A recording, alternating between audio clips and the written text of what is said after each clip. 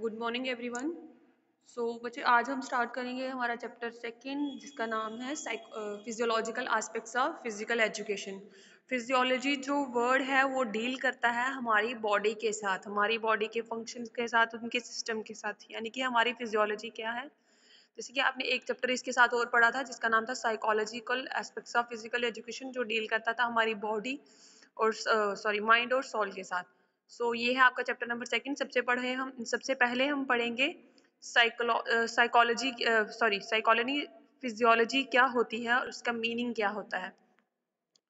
सबसे पहले आपका क्वेश्चन यही रहेगा, डिफाइन फिजियोलॉजी। फिजियोलॉजी क्या है? The term physiology means the science which deals with the functioning of organs, their relationship with other organs and their effects। तो जो टर्म है फिजियोलॉजी, ये किसके साथ डील करती है? हमारी बॉडी के साथ। इसका मीनिंग क्या है अकॉर्डिंग टू साइंस के हिसाब से देखेंगे। The term physiology means the science. जो फिजियोलॉजी टर्म है इसका मतलब है वो साइंस जो डील करती है हमारी फंक्शनिंग, हमारी बॉडी के जो ऑर्गन के हैं उनकी फंक्शनिंग कैसी है और उनका रिलेशनशिप कैसा है अदर ऑर्गन्स के साथ, और इसके क्या इफेक्ट्स रहते हैं, इसको हम क्या कहेंगे? फिजियोलॉजी। अगर नटशेल में कहेंगे तो हमारी बॉडी की जो फंक्शनिंग है, एक ऑर्गन की दूसरे ऑर्गन के साथ क्या फंक्शनिंग है, उसके इफेक्ट क्या हैं, इसको हम क्या कहेंगे? फिजियोलॉजी कहेंगे। Exercise is the result of well coordinated function of various organs of the body. कहता है अगर हम क्या करते हैं, अच्छी एक्सरसाइज करते हैं, उसका रिजल्ट क्या होगा? हमारी जो बॉडी है उसका जो फंक्शन होगा या उसका कोऑर्डिनेशन होगा अदर ऑर्गन्स के साथ, वो क्या होगा? बहुत अच्छा रहेगा। These organs undergo a change during exercise. जब हम हमारी बॉडी जो है हम एक्सरसाइजेस परफॉर्म करते हैं तो हमारे जो बॉडी के ऑर्गन हैं वो क्या करते हैं, उनमें चेंज आता है और वो क्या हो जाते हैं?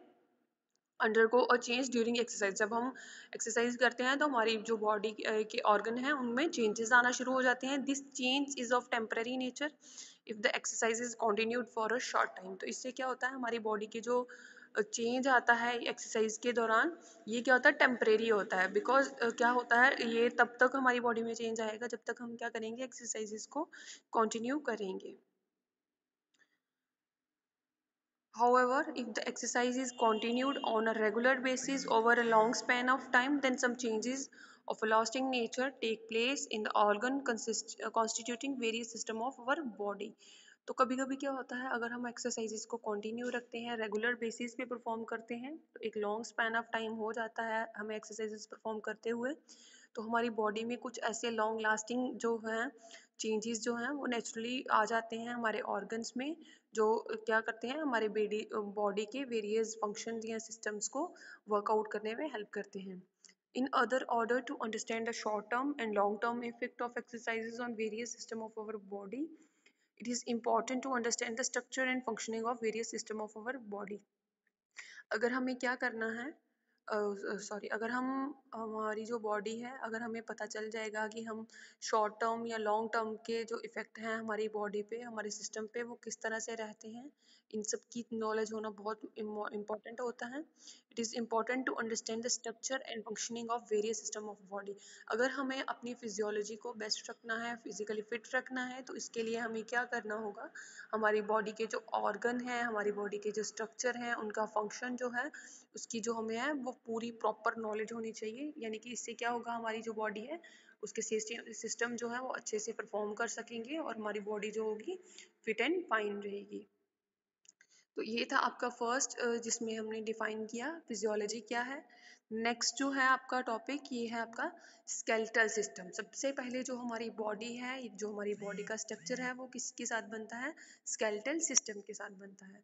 तो सबसे पहले हम पढ़ेंगे हमारा स्केलेटल सिस्टम कैसा रहता है। स्केलेटल में हमारी आती हैं, स्केलेटल सिस्टम को हमारा बोन सिस्टम भी कहते हैं। आपने देखा होगा जब आपके 10th में आपने पढ़ा होगा अपनी बॉडी के बारे में, तो उसमें हम स्केलेटल सिस्टम, जो लेमन लैंग्वेज में अगर हम कहें, वो जो हड्डियों का ढांचा सा बना होता है उसको हम स्केलेटल सिस्टम बोलते हैं। जो क्या करता है, बहुत सारी बोन्स के साथ बना होता है और हमारी बॉडी को क्या देता है? एक प्रॉपर और एक्यूरेट शेप देता है। So let's start. This system consists of a large number of bones that form a structure called skeleton. ये जो हमारा skeletal system है वो किससे बनता है? A large number of bones. बहुत सारी हड्डियां जो हैं हमारी उनके साथ मिलके जो एक structure बनता है उसको हम skeleton कहते हैं. The skeleton serves the purpose of a strong framework for the attachment of various muscles of our body and also serve as a source of protection of important of our body such as brain, heart, lungs, liver and kidneys etc. तो सबसे जो main role है skeleton का वो क्या रहता है? Skeleton को हम बॉडी सिस्टम भी कहते हैं बिकॉज ये बोन से बना हुआ होता है. तो जो स्केलेटल सिस्टम है उसका सबसे ज़्यादा पर्पस क्या है? सबसे पहले तो वो हमारा फ्रेमवर्क बनाता है यानी कि हमारी बॉडी का जो फ्रेमवर्क है वो उसके साथ बनता है और इसके साथ क्या होता है, यही जो फ्रेमवर्क है इसके साथ अटैच होते हैं हमारी बॉडी के बहुत सारे मसल्स अटैच होते हैं जो क्या करते हैं हमारी बॉडी को प्रोटेक्शन देते हैं और क्या करते हैं हमारे बॉडी के जो इम्पोर्टेंट ऑर्गन्स हैं उनको प्रोटेक्ट करते हैं यानी कि उनको कवर करके रखते हैं उनको प्रोटेक्ट करके रखते हैं. हमारी बॉडी के जो इम्पोर्टेंट ऑर्गन हैं वो कौन कौन से हैं, लाइक ब्रेन है आपका, हार्ट है, लंग्स है, लिवर्स है और किडनीज हैं. Next that it gives shape to the body. तो ये क्या करता है हमारा जो स्केलेटल सिस्टम है या फिर हम इसको बोनी सिस्टम कहते हैं, ये क्या करता है हमारी बॉडी को शेप प्रोवाइड करता है. It's bone serve as livers in doing work and the bone marrow found inside the bone manufactures some of the cells of the blood. तो इसमें जो हमारी बोन्स होती हैं इनके अंदर क्या होता है, एक स्पॉन्ज टाइप स्ट्रक्चर होता है जिसको हम बोन मैरो कहते हैं. तो क्या होता है हमारी जो बोन्स हैं एक बहुत इंपॉर्टेंट रोल प्ले करती हैं. हमारी बोन्स जो हैं इन्हीं के साथ हम कोई भी वर्क है परफॉर्म करते हैं यानी कि कोई भी हमें अगर हम चलना है तो हमारी लेग्स कैसे वर्क करती हैं, हमारे बोन्स और जॉइंट्स मूव करते हैं तभी हम वॉक कर पाते हैं. तो हमारी जो बोन है उसके अंदर एक स्पॉन्जी टाइप, जैसे आपको मैंने बताया कि वो क्या होता है होता है जिसको हम बोन मैरो कहते हैं जो हमारी हड्डियों के अंदर है. अगर हम किसी बोन को ब्रेक करके देखें उसके अंदर हमारा जो बोन मैरो है वो प्रेजेंट होता है. जो किससे बनता है, इसके अंदर जो सेल्स होते हैं बोन मैरो के अंदर सेल्स जो होते हैं वो क्या करते हैं, ब्लड की फॉर्मेशन में हेल्प करते हैं. The next है skeleton are shown in figure 2.1. 2.1 का एक फिगर है जिसमें इन्होंने बताया हुआ है, इस पीडीएफ में नहीं है, नेक्स्ट पीडीएफ में शेयर करूँ. आपने देखा होगा 10th में तो सबकी बायो रहती है, बायो में आपने देखा होगा स्केलेटल सिस्टम. तो इसमें क्या क्या होता है, सबसे पहले होती है आपकी स्कल बोन, देन होती है बैक बोन और रिब्स. स्कल बोन में आपका ऊपर जो आता है फेस के ऊपर का पोर्शन यानी हेड माउथ जो आता है आपका, वो होती हैं आपकी स्कल बोन्स. बैक बोन आपको पता है जो आपकी spinal cord body from the neck to the end region of the back, तो वो होती हैं आपकी बैक बोन. देन रिब्स होती हैं जिसको हम जो हमारे लंग्स को कवर करती हैं, जो फ्रंट में हमारी बोन्स होती हैं ना, जो उनका दोनों साइड से पैरेलल होती हैं, जो पेयर्स में प्रेजेंट होती है. I think 12 pairs of ribs जो हैं वो एक बॉडी में प्रेजेंट रहती हैं.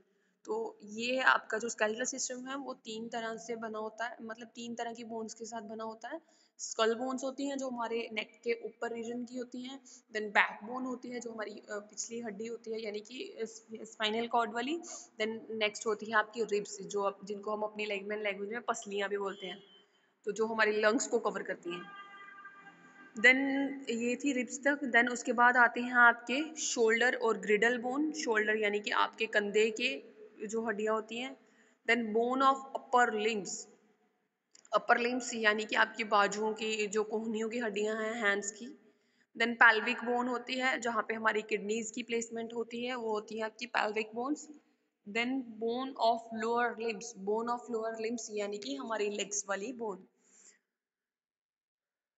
देन हाँ, नेक्स्ट आएगा आपका जॉइंट्स क्या होते हैं. ये जैसे यहाँ पे मार्क किया हो ना आंसर नंबर 3, तो उसमें कभी कभी आपसे पूछते हैं कि जॉइंट्स सॉरी हाँ जॉइंट्स क्या होते हैं. जॉइंट्स क्या होते हैं, बेसिकली जब हमारी बोन्स का आपस में कनेक्ट होता है, जो एक दूसरे का साथ इंटरकनेक्ट होती हैं, उसको हम जॉइंट्स कहते हैं. जैसे कि इन्होंने बताया हुआ है, These bones are connected to each others to form joint. ये जो हमारी skull bone है, backbone, ribs, shoulder girdle bones, bones of upper limbs, bone of lower limb, pelvic bone, ये सारी जो बोन्स हैं एक दूसरे के साथ कनेक्टेड रहती हैं. जब ये सारी बोन्स एक दूसरे के साथ कनेक्ट होके जो स्ट्रक्चर बनाती हैं उसको हम जॉइंट्स कहते हैं. Joints are held firmly together by a strong white fibrous bands called ligaments. तो जो हमारी bones हैं वो क्या करती हैं, जो एक दूसरे के साथ मिलती हैं, वो किसके साथ ज्वाइन होती हैं, लाइक जैसे हम किसी चीज़ को बाइंड अप करते हैं तो हमें थ्रेड की नीड होती है ना, इसी तरह से हमारी जो बोन्स हैं उनको बाइंड अप होने के लिए, यानी कि एक दूसरे के साथ हेल्ड होने के लिए, एक साथ टुगेदर होने के लिए एक strong fibrous bands like structure होते हैं जिनके साथ बोन्स कनेक्टेड होती हैं, जिनको हम क्या बोलते हैं, लिगामेंट्स बोलते हैं। In some parts of the body, हमारी बॉडी के कुछ ऐसे पार्ट्स हैं where an elastic but strong substance is required as a nose cartilages take place of bones. तो हर जगह जो हमारी बॉडी के कुछ ऐसे पार्ट्स हैं जहाँ पे हमें लिगामेंट्स की ज़रूरत नहीं होती, क्योंकि वहाँ पे क्या होता है, बोन्स की जगह पे हमें कोई मतलब चाहिए होता है, टिश्यू लाइक कुछ चाहिए होता है, लेकिन लिगामेंट्स की जगह हमें वहाँ पे किसकी नीड रहती है, कार्टिलेज की, जो क्या होती है थोड़ी सी हार्ड होती है, यानी कि जो हमारी लिगामेंट्स हैं वो इतनी ज़्यादा स्ट्रॉन्ग नहीं होती, इनमें इलास्टिसिटी होती है, लेकिन जो लाइक हमारी नोज़ है हम उसको पकड़ के थोड़ा सा मूव कर सकते हैं, यानी कि होता है इसके अंदर भी इलास्टिसिटी है, तभी हम इसको हल्का सा पकड़ के हाथ के साथ मूव कर सकते हैं थोड़ा बहुत। तो इसमें क्या होता है, इसके अंदर हमारी नोज लाइक के अंदर जो सबस्टांस होता है वो कौन सा होता है, वो कार्टिलेज होता है जो हमारी बोन्स के साथ अटैच रहता है। तो जैसे आपको पता नोज में भी हमारे एक बोन है, लेकिन इसको जो कवर किसने किया हुआ है, कार्टिलेज ने कवर किया हुआ है। देन आप देख सकते हैं एक छोटी सी डायग्राम बनी हुई है नीचे 2.2 में, knee joint showing cartilage and ligaments. इसमें उन्होंने नी यानी कि हमारे घुटने के जॉइंट्स को बताया हुआ है, इसमें जो उन्होंने बताया हुआ है, डिफ्रेंशिएट किया हुआ है, हमारी बोन्स कौन सी हैं, लिगामेंट्स कौन सी हैं और कार्टिलेज कौन सी हैं। देन नेक्स्ट है आपके जॉइंट्स। जॉइंट्स क्या होते हैं, basically joints of the body can be classified into 3 main categories.